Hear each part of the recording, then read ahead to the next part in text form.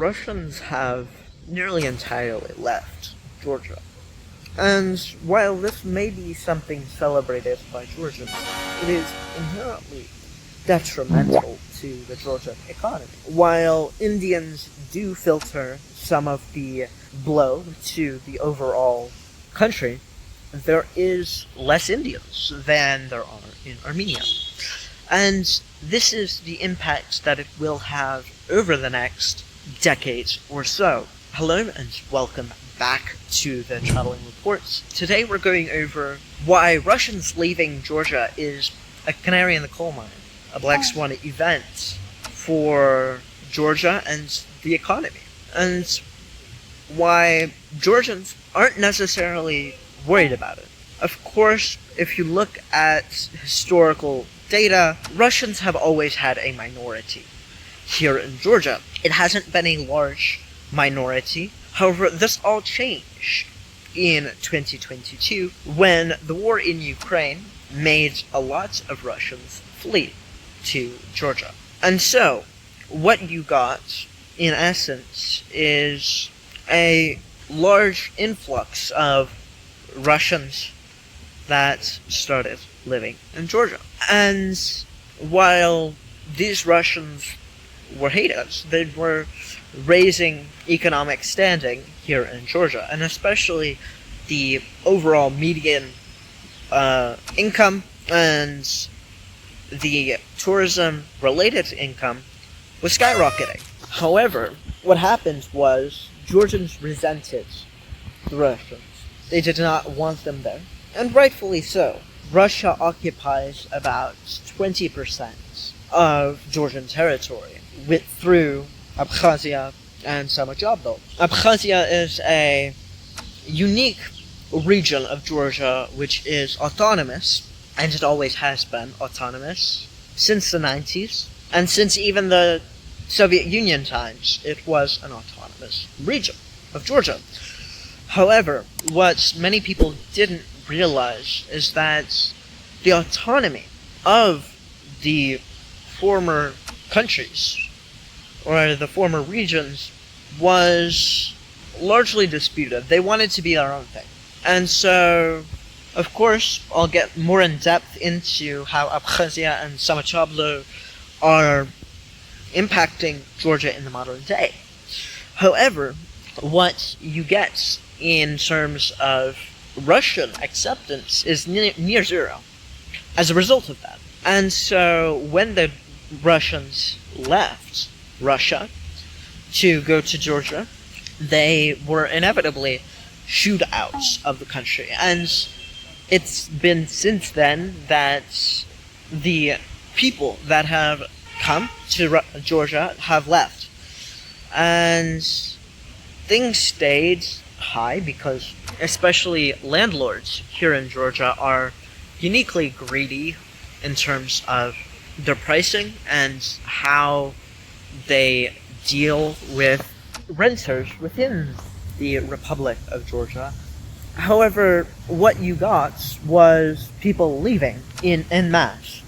And currently the Georgian Dream is trying to offset that by bringing in Arabs and Indians. However, those have also been pushed back. And Georgia has been uniquely isolated historically and in the modern day, and especially people like Swans, like the Tushet region or Tushet people, they've been uniquely isolated from the outside world.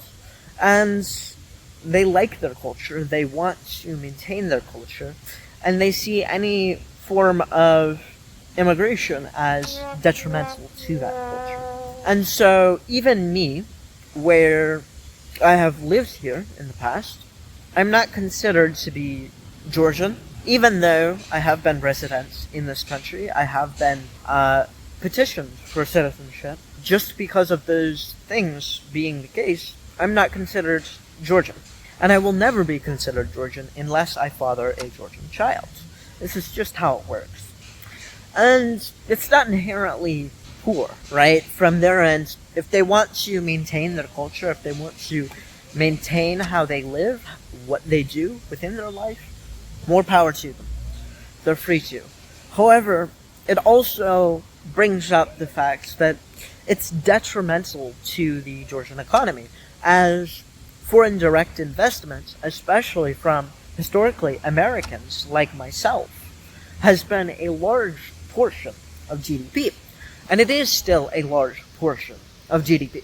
And as international companies leave Georgia, which has been accelerated through not just the foreign agents law, but Georgians being increasingly hostile towards foreigners, what you get is a debt-to-GDP ratio that is increasing. What you get is a populace that is restless and unable to make money, and you get increased unemployment.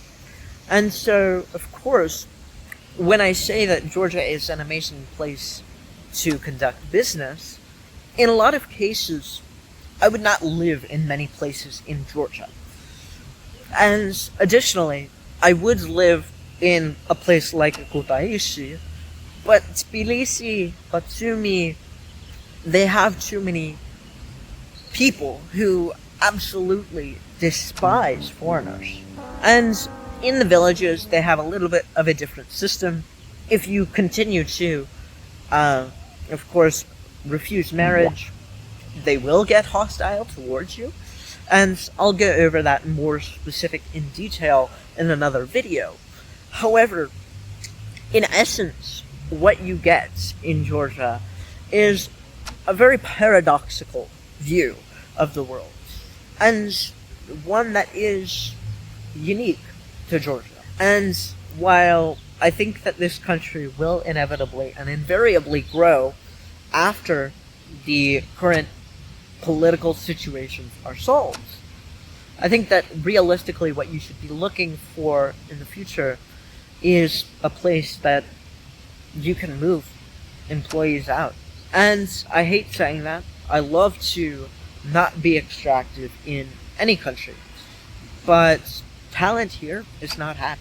They're not lacking stress. And so, for me, that's what I'm doing.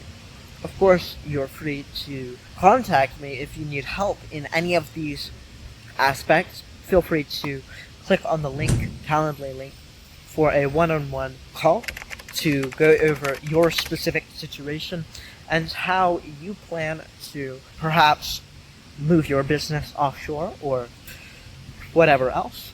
If you liked this video, feel free to like it. If you really liked this video, feel free to share it. If you are looking to join me on this road to globalization and internationalization, feel free to, of course, subscribe. This has been the Traveling Report, signing off.